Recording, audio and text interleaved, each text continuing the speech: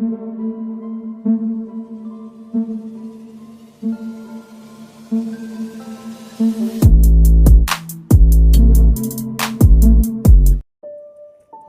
दोस्तों, scary story official में आप सबका स्वागत है। आज की कहानी की तरफ बढ़ने से पहले चैनल को सब्सक्राइब कर लीजिए और अगर कहानी अच्छी लगती है तो प्लीज़ लाइक एंड कमेंट करना मत भूलिएगा। तो आज की कहानी बहुत ही ज़्यादा डरावनी है, तो ध्यान से सुनिएगा।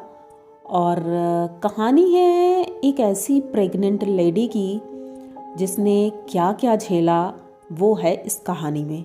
तो पूरी कहानी सुनिएगा, तभी पूरी कहानी समझ में आएगी। तो कहानी है सुमित और राधिका की। ये दोनों शादी को 5 साल हो गए थे और अभी तक घर में कोई बच्चा नहीं था। तो दोनों बहुत दुखी रहते थे। मम्मी पापा अब कुछ कहते ही नहीं थे। गांव के लोग बहुत बातें बनाते थे, ये लोग बहुत दुखी रहते थे इस बात से।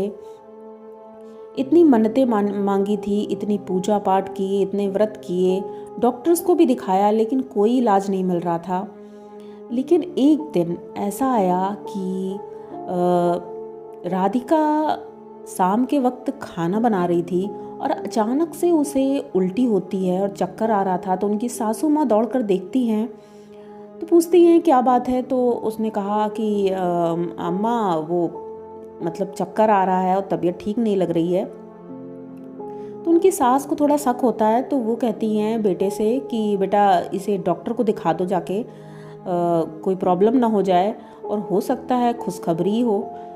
लेकिन कोई विश्वास नहीं कर पा रहा था कि 5 साल इतना इलाज कराया, कुछ हुआ नहीं।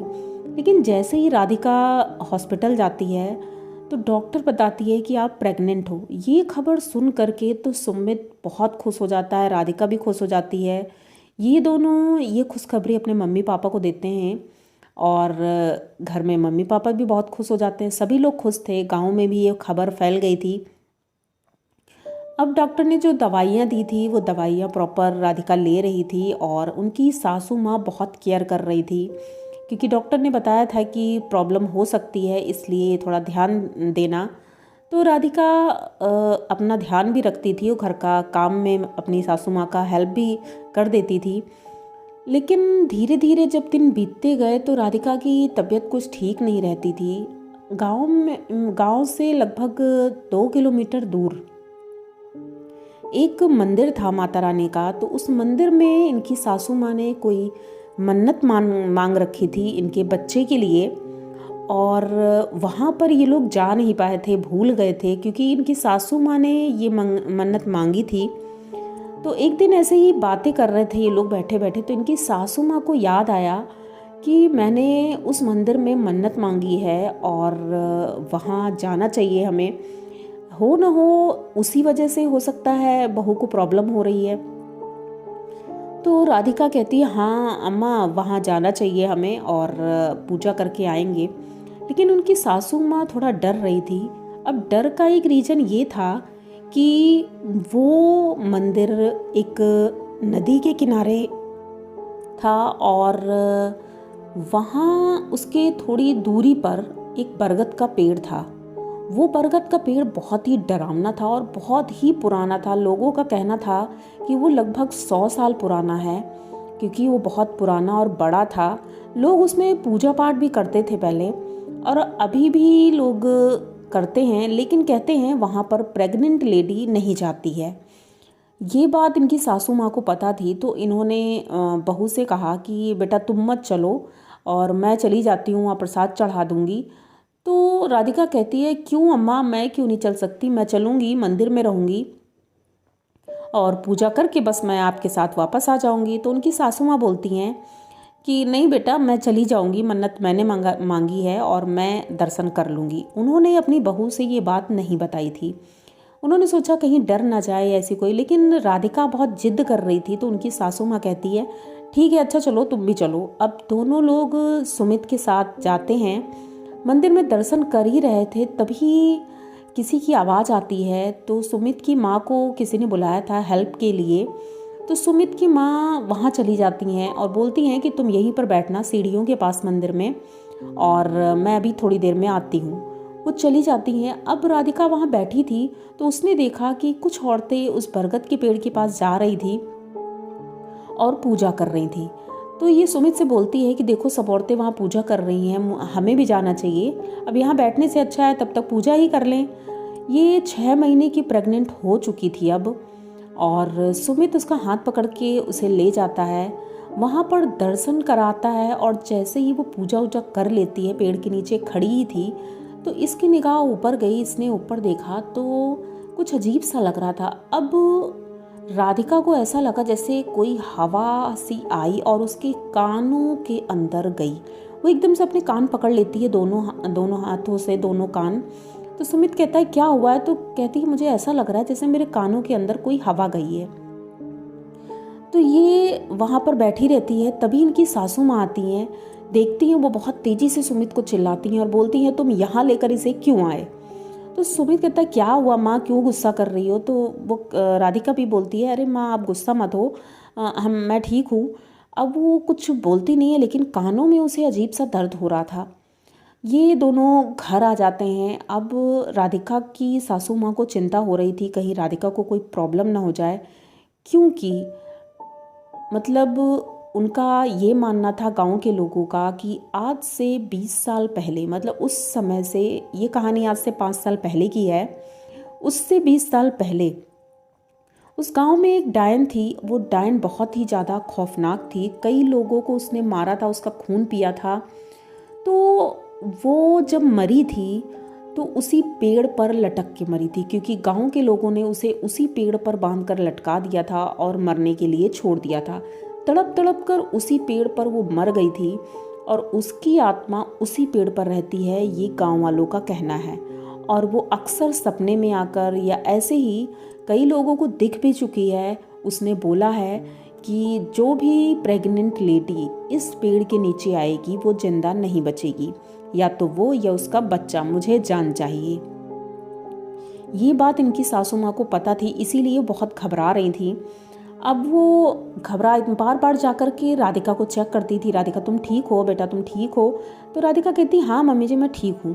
अब धीरे धीरे शाम होती है, तो उनकी सासू माँ खाना बना रही थी, और खाना बनाने के बाद राधिका खाना ना खा लेती है और अपने रूम में जाती है, सो रही थी।